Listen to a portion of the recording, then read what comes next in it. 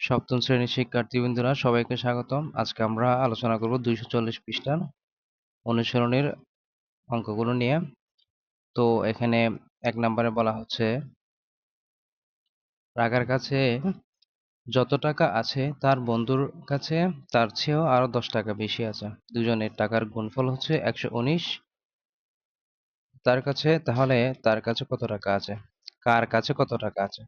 তো আমরা এখানে ধরি রাকার কাছে আছে x টাকা, তাহলে তার বন্ধুর কাছে আছে x প্লাস 10 টাকা। তাহলে যেহেতু এর 10 টাকা বেশি আছে তাহলে যোগ হবে। এরপরে প্রশ্ন মতে তাহলে ওদের যোগফল হচ্ছে, তাহলে দুটোটা যোগ করলে আমরা 119 পাবো। তাহলে এখানে আমরা যদি গুণ করি x square 10x minus 119 equal to 0, তাহলে এটাই হবে আমাদের সমীকরণ। তো এই সমীকরণটিকে সমাধান করার জন্য প্রথমে কতগুলো কাগজ নিয়ে সঠিকভাবে নির্মাণ আকৃতির কাটি এবং এগুলোকে চিহ্নিত করি।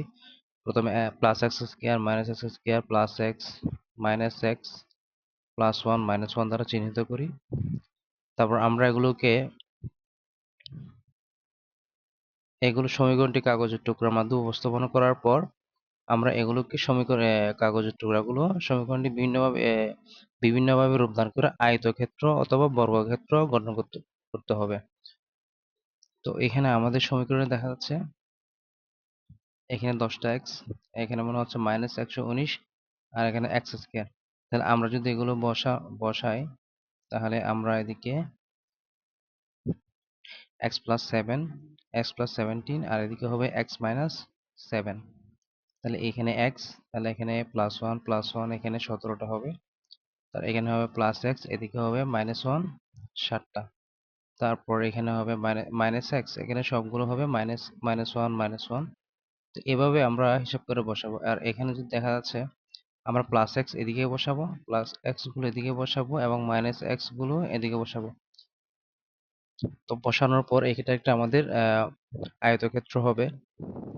তো এখানে আয়তক্ষেত্র এখানে হবে এটা হবে দৈর্ঘ্য এবং এটা হবে প্রস্থ। তাহলে দৈর্ঘ্য হবে x প্লাস 17, প্রস্থ হবে x মাইনাস 7।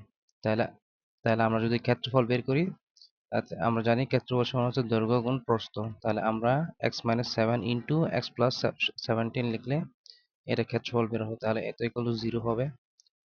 তারপর আমরা x মাইনাস 7 ইকুয়াল টু 0 হলে তাহলে x ইকুয়াল টু হবে 7, আর x প্লাস 17 ইকুয়াল টু 0 হলে x ইকুয়াল টু হবে মাইনাস 17। যেহেতু সমান চিহ্নের পাশে গেলে প্লাস থাকলে মাইনাস, মাইনাস থাকলে প্লাস হয়। তো যেহেতু টাকার পরিমাণ ঋণাত্মক হতে পারে না, তাই x মাইনাস 17 এটা গ্রহণযোগ্য নয়। রাখার কাছে 60 টাকা আছে, তাহলে রাখার কাছে আছে 60 টাকা। তার বন্ধুর কাছে থাকবে, যেহেতু 10 টাকা বেশি তাহলে 10 যোগ করলে তার মানে 17 টাকা। তার বন্ধুর কাছে আসে 17 টাকা। এটাই হবে উত্তর। 2 নম্বরে বলা হচ্ছে, 2 অঙ্ক বিশিষ্ট কোন সংখ্যার অঙ্কদের সমষ্টি হচ্ছে 12 এবং এদের গুণফল 27 এবং সংখ্যাটি কত? তাহলে ধরি অঙ্কটি, একটি অঙ্ক x এবং অপরটি হচ্ছে y। তাহলে প্রশ্ন মতো x প্লাস y গুলো হবে 12। এটা 1 নং সমীকরণ ধরি আমরা। y ইকুয়াল টু হবে, এখান থেকে y এর মান বের করলে এদিকে x টা যদি এদিকে যায় তাহলে মাইনাস হবে, তাহলে মাইনাস x হবে। তাহলে y ইকুয়াল টু হবে 12 মাইনাস x। তাহলে এটা 2 নং সমীকরণ। সুতরাং এবং xy হবে, যেহেতু দুটার গুণফল হবে 27, তাহলে xy হবে 27। তো এখানে আমরা 2 নং হতে পাই। 2 নং হতে যদি আমরা এখানে, তাহলে এই y এর মান এখানে বসালে 12 মাইনাস x হবে। এখানে যদি আমরা y এর মান বসাই তাহলে এখানে 12 মাইনাস x, যেহেতু y এর মান 12 মাইনাস x, তাহলে এখানে হবে 27। তাহলে এভাবে আমরা গুণ করলে এখানে হবে 12x plus minus minus x square equal to 27। তাহলে এই সমীকরণটা যদি আমরা ভালোভাবে লিখি, তাহলে এটা যদি 27 টাকে যদি এদিকে নিয়ে আসি এবং x টাকে যদি এদিকে নিয়ে যায় এবং এটাকে যদি এদিকে নিয়ে যায়, তাহলে প্লাস মাইনাস চেঞ্জ হবে, তারপর এখানে 0 হবে। তাহলে x square minus 12x plus 27 equal to 0। এখন এই সমীকরণকে আমরা কেটে উপস্থাপন করব। তাহলে প্রথমে plus x square minus x square আলাদা সাজাবো, তারপর plus x minus x plus 1 minus 1 লিখবো। তারপর এইভাবে সাজানোর পর আমরা একটা বর্গক্ষেত্র গঠন করব। তো এখানে বর্গক্ষেত্রে এই যে আমরা যদি এটাকে ভাঙি 12x কে যদি ভাঙি তাহলে এখানে 9 9 আর 3 হচ্ছে 12। তাহলে এভাবে আমরা যদি বসাই, এদিকে আমরা 9 বসাবো, x মাইনাস 9 বসাবো, তাহলে x এখানে হবে মাইনাস মাইনাস 1 9টা হবে, এদিকে x মাইনাস 3 হলে এখানে x মাইনাস 1 3টা হবে। তো আমরা যদি এদিকে x বসাই প্লাস x, এদিকে মাইনাস x, এদিকে মাইনাস x বসানোর পর আমরা এই সমীকরণটা পাবো। আয়তক্ষেত্র এটা দৈর্ঘ্য, এটা প্রস্থ, তাহলে দৈর্ঘ্য প্রস্থ হবে আমাদের এটা। সুতরাং আমরা লিখতে পারি ক্ষেত্রফল সমান x minus into x minus 9 into x minus 3 into equal to 0। তাহলে এটা হবে 0। তাহলে আমরা এখান থেকে x এর মান বার করি, তাহলে x ইকুয়াল হবে এখানে 9, তারপর এদিকে হবে x ইকুয়াল টু 3। তো এখানে একটি অঙ্ক x ইকুয়াল 9 হলে তাহলে অপরটি হবে, এখানে আমরা মানগুলো বসাবো, সমীকরণে যদি বসাই তাহলে অপরটি হবে 3, এবং আরেকটা অঙ্ক যদি একটি অঙ্ক যদি 3 হয় তাহলে অপরটি হবে 9। তাহলে আমরা সুতরাং সংখ্যাটি হবে 93 অথবা 39, 93 অথবা 39, সেটা হবে আমাদের উত্তর। 3 নম্বরে বলা হচ্ছে এখানে একটি আয়তাকৃতি ঘরের মেঝের ক্ষেত্রফল হচ্ছে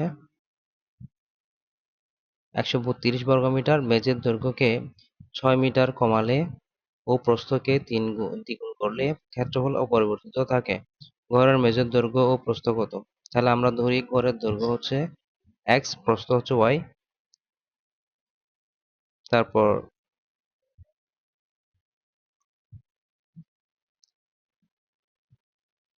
তো এখানে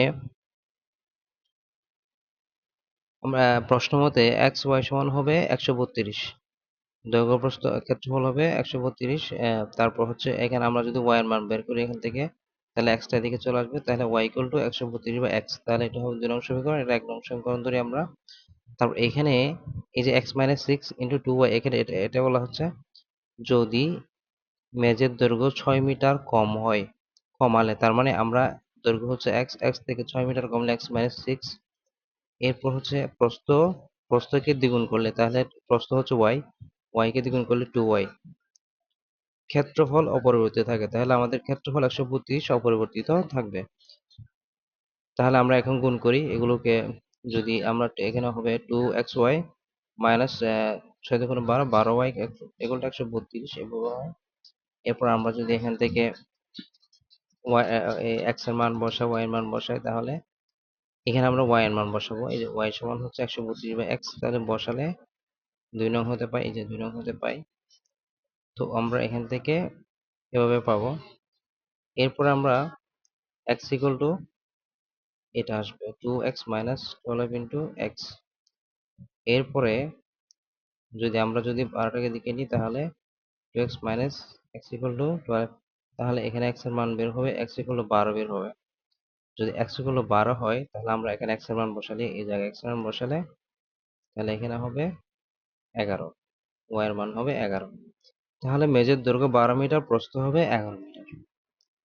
4 নম্বর প্রশ্ন বলা হচ্ছে একটি সমকোণী ত্রিভুজের অতিভুজের দৈর্ঘ্য হচ্ছে 13 মিটার ও অপর বাহুদের দৈর্ঘ্যের অন্তর হচ্ছে 7 মিটার। তাহলে ওই সমকোণী ত্রিভুজের ক্ষেত্রফল ও পরিসীমা নির্ণয় করো। পরিসীমা কত হবে?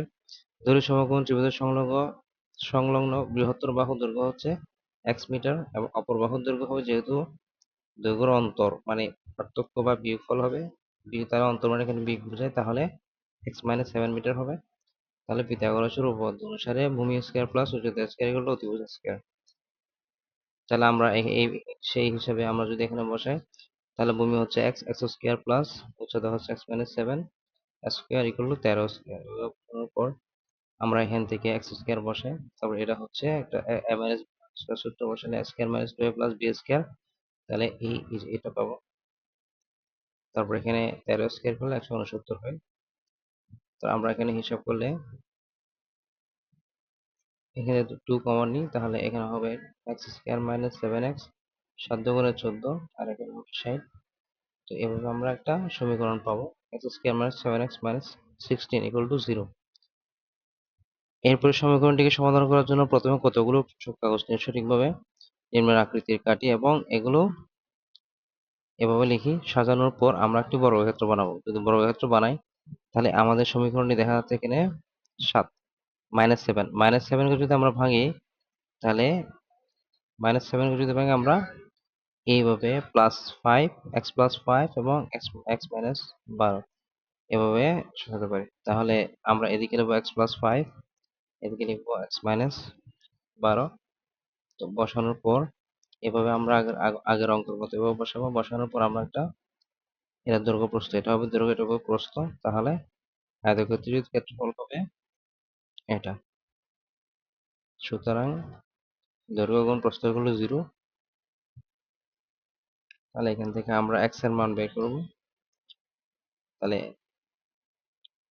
এখানে x-12 = 0, এখানে হবে 12, 1 হবে। তাহলে x হবে 12। তাহলে x+5 = 0, তাহলে x হবে -5।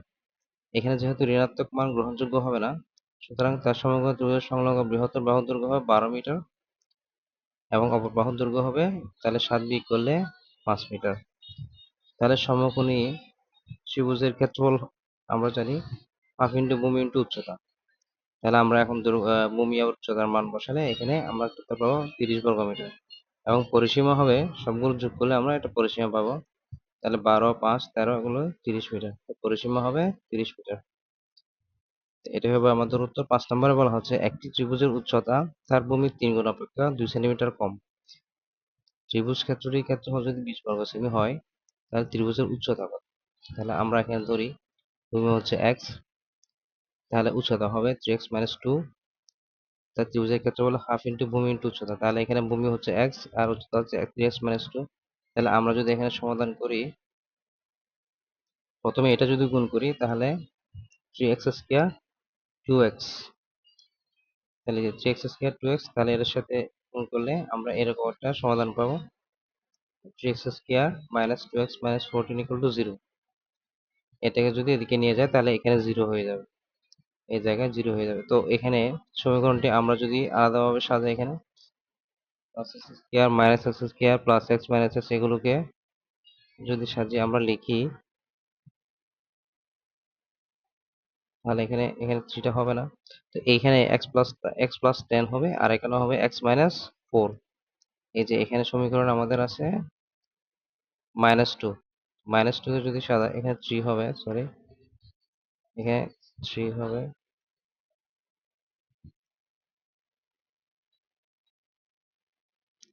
তো এখানে আগের অঙ্ক নিয়মে যদি আমরা এখানে বসে সাজাই তাহলে এভাবে আমরা একটা আয়তক্ষেত্র পাবো। আয়তক্ষেত্র, তাহলে এটা হবে দৈর্ঘ্য, এটা হবে প্রস্থ। তো প্রস্থ, দৈর্ঘ্য প্রস্থ হলে ক্ষেত্রফল হবে দৈর্ঘ্য ইন্টু প্রস্থ, তাহলে 0। তাহলে এখান থেকে x এর মান বের করব। এখান থেকে যদি আমরা x এর মান বের করি তাহলে -10/3, এখানে x এর মান হবে 4। তো যেহেতু ঋণাত্মক গ্রহণযোগ্য হবে না তাহলে আমাদের মান হবে x = 4। তাহলে উচ্চতা হবে, যেহেতু এখানে উচ্চতা, এটা হচ্ছে আমাদের উচ্চতা 3x - 2। তাহলে আমরা যদি 4 বসাই, 3 × 12, 12 থেকে 2 গেলে 10 হবে। তাহলে এই যে আমাদের 10 সেন্টিমিটার হবে। 6 নম্বরে বলা হচ্ছে x² + -6x 7 = 0 দ্বিঘাত সমীকরণের সমাধান করো। তাহলে আমরা সমাধান করলে এটাও সেম আগের মতো। তাহলে আমরা এই চক কাগজে এগুলো করি। এখানে +x² + x + 1 এগুলো বসানোর পর আমরা এখন এটাকে যদি ভাঙি দেখা যাচ্ছে 6x, তাহলে 3 আর 2, তাহলে 7, 7 থেকে 1 বিয়োগ করলে 6 হয়। Sorry, এখানে 6, তাহলে 7 থেকে 1 বিয়োগ করলেও 6 হয়। তো আমরা এটা বসাবো। তাহলে এখানে হবে x+7, এখানে হবে x - 1। তাহলে এবার বসাবো, এদিকে +x বসানোর পর এদিকে হবে -x। তো আমরা দৈর্ঘ্য প্রস্থ হিসাব করলে এটা হবে, তাহলে আমাদের এখানে x-7 আসবে, x এর মান আসবে -7, এদিকে আসবে x = 1।